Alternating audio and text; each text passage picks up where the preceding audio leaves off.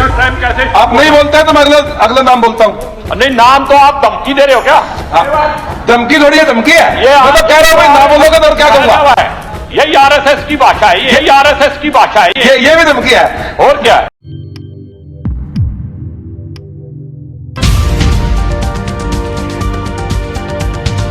अस्सलामु अलैकुम, आदाब दोस्तों। मैं हूं शम्स सईद और आप देख रहे हैं न्यूज़ हर खबर आप तक। दोस्तों, जो खबर आपके साथ साझा करने वाला हूं और शेयर करने वाला हूं वो मेवात के उस हत्याकांड से जुड़ी है, जो आपको पता है कि पिछले कई दिनों पहले किस तरह से निर्मम हत्या की गई है। जिंदा दो मुस्लिम युवकों को जला दिया गया है। जुनैद और नासिर को लेकर जिस तरह से अभी तक संग्राम छिड़ा हुआ है, हमने आपको दिखाया कि जिस तरह से मेवाती जो है लाखों सड़कों पर उतर कर उनके मोनू मानेसर समेत और दीगर लोग जो हत्या आरोपी बताए जा रहे हैं उनके मुताबिक, और किसी तरह से इसमें मुलविस बताए जा रहे हैं, उनके खिलाफ लगातार आवाज़ उठा रहे हैं।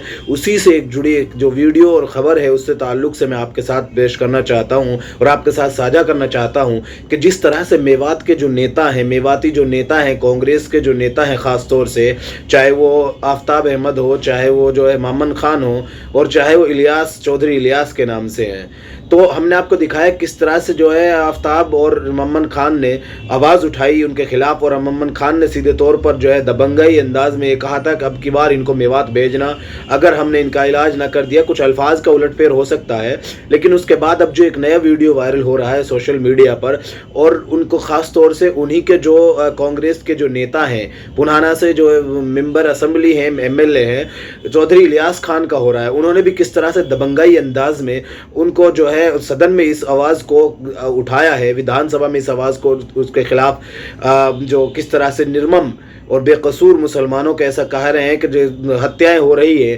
गोरक्षा के नाम पर जो हत्याएं हो रही है, उनके ताल्लुक से उन्होंने बात की है और किस तरह से अपनी बात को रखा है, वो सब आप देखिए, आप समझ जाएंगे। हम आपको डायरेक्ट जो है उनका वीडियो दिखाना चाहते हैं।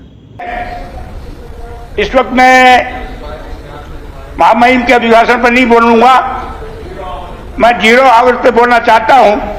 जैसा कि पूरा हाउस और पूरा प्रदेश और देश के सामने अभी एक घटना घटी राजस्थान में, घाटी में, गांव में, और हरियाणा के कुछ गलत अनासिर यहां से गए और उनको पकड़कर जो है, उनको किडनैप कर जो है वो अपने प्रदेश के, हमारा हरियाणा प्रदेश में लेकर आ गए। और सबसे बड़े अफसोस की बात, किडनैप तो हो जाया करते हैं, लेकिन दुख की बात यह है हरियाणा प्रदेश के सीआईए के लोग उनके साथ जाकर किडनैप कराते हैं। मैं समझता हूं इससे ज्यादा अत्याचार मानवता के साथ नायब सदस्य साहब कोई हो नहीं सकता। अरे भाई, मैं पूछना चाहता हूं हरियाणा सरकार से, अगर ये पुलिस बनाई है तो क्या सिर्फ किडनैप कराने के लिए बनाई है? और अगर मैं साथ साथ ये भी मानूं कि गौ रक्षकों ने गौ की सहायता करने के लिए, रक्षा करने के लिए उन्होंने पकड़ते हैं, तो सबसे पहली बात तो यही है कि वहां आम और खास मेवात का कोई गौ हत्या करना नहीं चाहता, कोई इसकी सह नहीं देता, और इस बात की आज तक ये तस्दीक हो ही नहीं पाई कि उनको गौ का रक्षक पकड़ के लाए हैं या पुलिस पकड़ के लाई है, या उनमें माफ करना, बहुत से साथी हमारे नाराज होंगे, हो सकता है उनको आरएसएस के लोग भी लाए हों और उनको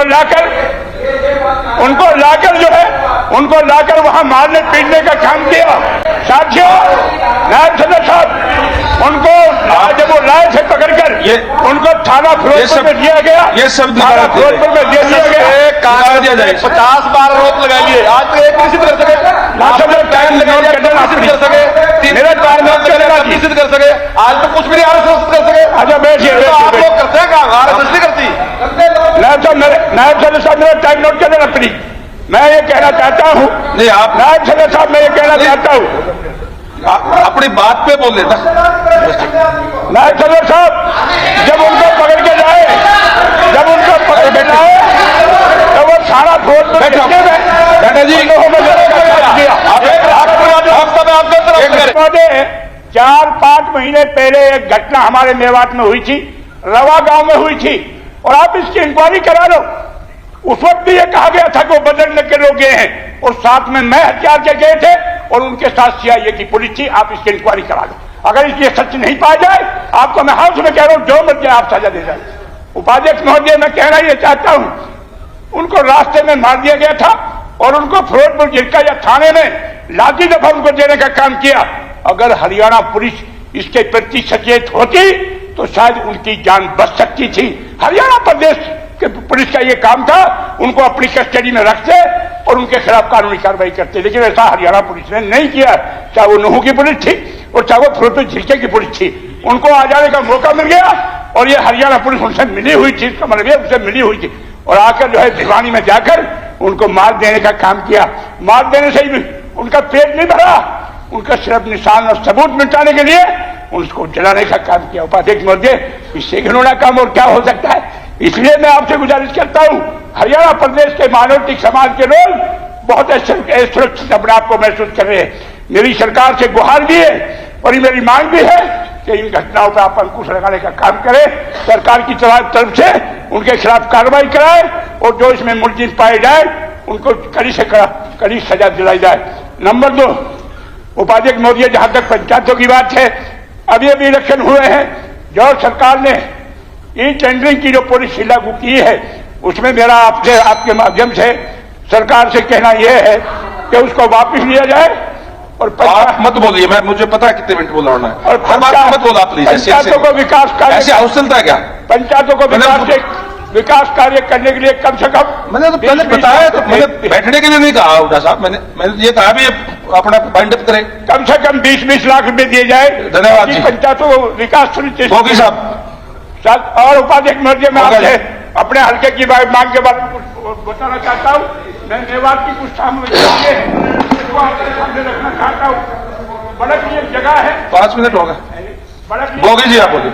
जो मेवात के लिए ये आगे बोल देना, आपको गवर्नर में तो कल भी आपको बुलवा रहा था, आप बोले नहीं। मुझे तो 2 ही में आपको 3 मिनट तो मेरा उसे 2 मिनट दे दो मुझे। बैठ मैं कल आपको 5 मिनट दे रहा था। बीच में डिस्टर्बेंस हुई है, वो तो नहीं, वो काट दिया जी, वो इनका काउंट नहीं हुआ इनका। ये तो मैं देख नहीं, इनका काउंट नहीं हुआ उनका साहब, जो बीच में डिस्टर्बेंस हुई थी वो इनका काउंट नहीं हुआ था। गोगी जी आपका टाइम शुरू हो रहा है, आप बोलिए। मेरा टाइम कैसे? आप नहीं बोलते हैं तो मैं अगला नाम बोलता हूँ। नहीं, नाम तो आप धमकी दे रहे हो क्या?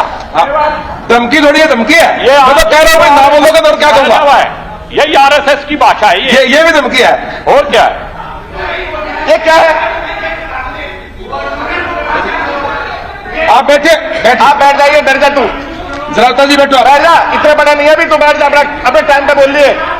जरावता बैठो, टाइम पे बोल लिए, बराबर का विधायक हूँ। आप बैठो, जरावता जी बैठो, आप मारूंगा, डर जाओ, भेजे तू 90 बात में बैठो, आप 90 बात में मोनू मानस से आपके भेजे सी। जरावता जी आप बैठिए जरावता जी, आपने तुम्हारे को जरावता जी बैठ जा, चुपचाप तू बैठो बैठ जाओ। तो वीडियो आपने देख लिया जिसमें आपको साफ तौर पर जो मेवात के पुन्हाना हलके से जो मेंबर असेंबली हैं, कांग्रेस के जो है विधायक हैं, उन्होंने किस तरह से साफ तौर पर इन जो गोरक्षा के नाम तथाकथित और फर्जी गोरक्षकों के द्वारा की जा रही जुल्म ज्यादती के खिलाफ उन्होंने किस तरह से आवाज़ उठाई और सीधे तौर पर मोनू मानेसर समेत अन्य जो लोग हैं जो हत्या आरोपी बताए जा रहे हैं उन पर जो है कार्रवाई की मांग की है। और जिस तरह से उन्होंने साफ तौर पर ये रखा है कि वहाँ पर जो है मुसलमानों पर अत्याचार हो रहा है गोरक्षा के नाम पर, इस तरह की बातें वो कहते हुए साफ तौर पर दिखाई दे रहे हैं। दोस्तों फिलहाल आपके इस बारे में अपडेट बता दें कि अभी तक ऐसा बताया जा रहा है कि इसमें सिर्फ एक जो है आरोपी की जो है गिरफ्तारी हुई है और बाकी मेवात के जो लोग हैं, मेवात के जो ग्रामीण हैं, अभी तक जो है आक्रोश में है और गुस्से में है और सीधे तौर पर उनकी एक ही मांग है कि मोनू मानेसर समेत अन्य जो हत्या आरोपी हैं उनको जो गिरफ्तार किया जाए। और जिस तरह से मोनू मानेसर को बाहर निकालने की बात कही थी, उनको हिट लिस्ट से, वांटेड लिस्ट से बाहर निकालने की जो बात की गई थी, उसको लेकर भी हमने आपको बताया किस तरह से मोहम्मद खान ने जब वहाँ पर तथ्य और जो चीज़ें रखी थी जो वो लेकर गए थे, तो वहाँ पर दुष्यंत चौटाला ने ये बात कही थी कि जो है अगर इस तरह के कोई लिखित में विधानसभा के जो मेंबर असेंबली है मोहम्मद खान अगर वो पेश करेंगे तो हम उनके खिलाफ जो स्पेशल टीम के जो गठन कर और उन पर जो आरोपियों के खिलाफ सख्त कार्रवाई की जाएगी। दोस्तों अभी फिलहाल इस केस में इतनी ही अपडेट है कि अभी एक आरोपी को पुलिस जो है गिरफ्तार करने में कामयाब हुई है। बाकी आपको पता है कि किस तरह से राजस्थान पुलिस को महापंचायत कर धमकाया गया कि अगर राजस्थान पुलिस मोनू मानेसर को गिरफ्तार करने के लिए आती है तो वो आएगी अपने पैरों पर, लेकिन जाएगी स्ट्रेचर पर। ये सीधे तौर पर धमकी थी, लेकिन उसके बावजूद उसी रात में ये शाम को ये इस तरह की बात आई कि वांटेड लिस्ट में मोनू मानेसर का नाम नहीं है, मोनू कुछ पालेवाल करके इस तरह के लोग हैं जिनका नाम था। तो दोस्तों इस तरह से जो है पुलिस पर भी आरोप लग रहे हैं कि राजस्थान पुलिस एक तरह से इन लोगों की धमकी से डर गई है। और हरियाणा पुलिस जो है उनका तो कहना ही क्या, आपको पता है कि वहाँ फिरोजपुर की पुलिस में भी उनको जो है जब वो जख्मी होने की हालत में आए थे उन पर कार्रवाई करके उनको अपनी जो है गिरफ्त में लेने के बजाय उनको उन्होंने उनको जो पीड़ित थे उनको भी, जिन पर जुल्म सितम ढाया गया था, उनको भी अपनी जो है उसमें लेने से मना कर दिया था कस्टडी में, और कह दिया था कि इनको ले जाइए जहां का मामला है। इस तरह की बातें जो इस तरह के आरोप लग रहे हैं। तो दोस्तों सवाल ये बनता है कि अगर पुलिस की इस तरह की छवि रहेगी और पुलिस जो है इस तरह से काम करेगी, जिस तरह का लोगों में आक्रोश बन रहा है, तो क्या ये लोगों के साथ आपसी जो भेदभाव के जो आरोप लगते हैं लोगों के, और एक तरह से एक दूसरे के साथ जो गैप है पुलिस और जनता के बीच का, ये घटेगा या बढ़ेगा, इसका अंदाजा आप खुद कर सकते हैं। अंत में हमारी भी निवेदन है प्रशासन से, जो भी राजस्थान पुलिस और हरियाणा पुलिस से, कि जो भी आरोपी हैं उनको जल्द से जल्द गिरफ्तार कर सख्त से सख्त सजा दी जाए, ताकि फिर किसी बेकसूर की, या कह लीजिए कि या ताकि फिर किसी इंसान की जान ना जाए, ताकि फिर किसी इंसान को जान से हाथ ना धोना पड़े। अंत में आपसे निवेदन है दोस्तों कि आप हमारे इस चैनल को जो है सब्सक्राइब जरूर कीजिएगा, ताकि आपको लेटेस्ट अपडेट और खासतौर से ये खबरें पहुंचती रहे जिनको गोदी मीडिया नहीं दिखाता है। फिलहाल इस वीडियो में इतना ही, हमें दीजिए इजाजत, आगे फिर मुलाकात होगी आपसे किसी ऐसी खबर के साथ। तब तक के लिए जय हिंद, धन्यवाद।